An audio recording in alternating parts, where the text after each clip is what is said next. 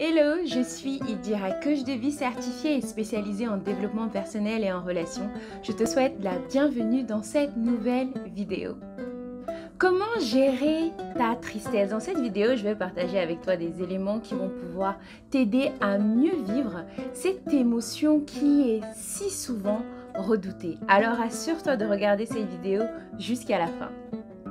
Sans plus tarder, commençons. La première étape est d'accepter cette tristesse. Accepter de vivre ta tristesse. Il ne faut surtout pas la fuir, il ne faut surtout pas l'obstruer et encore moins la minimiser. Très souvent, quand on ressent cette émotion-là, pour beaucoup, tout ce qu'on a envie de faire, c'est faire comme si elle n'existait pas. Alors, la première chose à faire qui va pouvoir t'aider à mieux vivre ta tristesse, c'est d'accepter de la vivre et d'accepter de la regarder en face. Ce qui nous mène à la deuxième étape. Il faut exprimer ta tristesse, exprimer cette émotion. L'expression ici est essentielle car elle constitue l'une des premières manières visibles de pouvoir vivre cette émotion, de pouvoir vivre ta tristesse. Elle va te permettre de te soulager. Exprimer ta tristesse va te permettre de te soulager. C'est la raison pour laquelle souvent, quand on est triste et qu'on pleure, on se sent mieux après. Alors exprime cette tristesse. Pleure si tu as besoin de pleurer. Mais ici, surtout, les pleurs ne sont pas une obligation. C'est vrai que c'est l'exemple le plus simple et le plus visible qu'on prend. Hein. Mais nous ne sommes pas tous pareils. En fonction de ta sensibilité, si tu es quelqu'un et si tu as envie de pleurer, pleure. Mais si tu es quelqu'un qui n'a pas l'habitude de pleurer, qui ne se sent pas à l'aise avec cette expression-ci, écris ta douleur si tu es plus à l'aise à l'écrit. Chante-la si tu es plus à l'aise au chant. Danse, peins ou même joue d'un instrument, compose si tu es un musicien ou une musicienne, peu importe. L'essentiel ici est de pouvoir l'exprimer, permettre à ta tristesse de vivre. Après ceci, la troisième étape va être d'identifier la source, identifier l'origine de cette tristesse. Car oui, cette émotion, elle est là pour te faire comprendre quelque chose, pour attirer ton attention sur quelque chose. Et à cette étape-ci, une aide extérieure peut être la bienvenue. Alors n'hésite pas à partager cette situation-là avec quelqu'un de confiance ou avec un professionnel si tu as besoin de neutralité. Peut-être même un psy ou un coach. Quoi qu'il en soit, il est essentiel et nécessaire ici pour toi de comprendre l'origine de cette émotion-ci. Comprendre va pouvoir te permettre de tirer la leçon, de tirer l'apprentissage qui est issu de cette situation-ci qui t'a mené à la tristesse.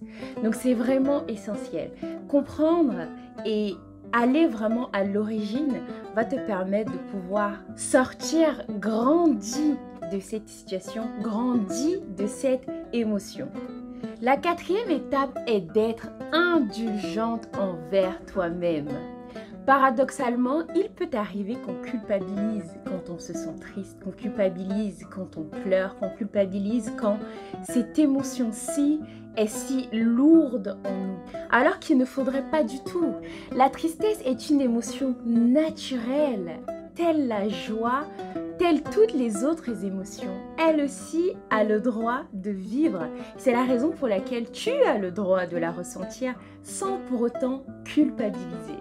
Alors respire, sois indulgente envers toi-même et arrête de culpabiliser. Et enfin, la cinquième étape va être de t'apporter de l'amour. Parce que oui, l'amour est toujours une solution. L'amour est toujours la solution, j'ai envie de dire. Quand tu vis cette émotion qui est si profonde, qui est si prenante, qui est si présente, après avoir suivi les précédentes étapes que j'ai citées, il est important que tu t'apportes de l'amour, que tu t'apportes de la douceur, que tu prennes soin de toi, que tu te comportes avec toi-même de la même manière que tu te serais comporté avec une amie qui viendrait pleurer dans tes bras, qui viendrait t'exprimer sa situation, que tu te comportes de la même manière que tu soutiendrais une petite sœur, un petit frère ou même un parent, peu importe, qui se trouverait dans cette situation-là, où elle se sent triste pour n'importe quelle raison que ce soit, tu lui apporterais de l'amour, tu lui apporterais ta présence, tu lui apporterais du réconfort. Alors c'est la même chose que tu dois faire avec toi. Quand tu ressens cette émotion si vive, quand tu ressens cette émotion si profonde, il est important que tu prennes soin de toi, que tu regardes en toi, que tu te cajoles, que tu t'apportes autant d'amour que possible. Voilà donc 5 étapes qui vont t'aider à apprendre à mieux gérer ta tristesse. Dis-moi ce que tu en penses en commentaire et surtout, dis-moi comment est-ce que jusqu'à aujourd'hui, toi tu fais pour pouvoir gérer ta tristesse. On arrive donc au terme de cette vidéo. Je sais que l'élément partagé avec toi a pu t'aider et surtout va pouvoir t'aider à l'avenir si tu découvrais toutes ces différentes étapes. Pense à réserver ta séance de coaching si tu traverses depuis maintenant un moment une situation qui te rend triste. Surtout si cette situation dure depuis longtemps et que tu n'arrives pas à y trouver une issue. Je suis là pour pouvoir t'aider et t'accompagner. Alors réserve ta séance de coaching. Le lien est juste dans la description de la vidéo en dessous.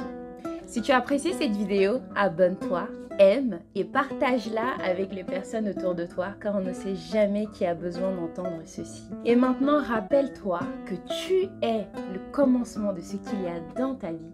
Alors choisis de rayonner afin que ta vie soit à ton image. Je te dis à dimanche prochain pour une prochaine vidéo pleine d'enseignements. D'ici là, porte-toi bien et surtout, prends soin de toi. À dimanche.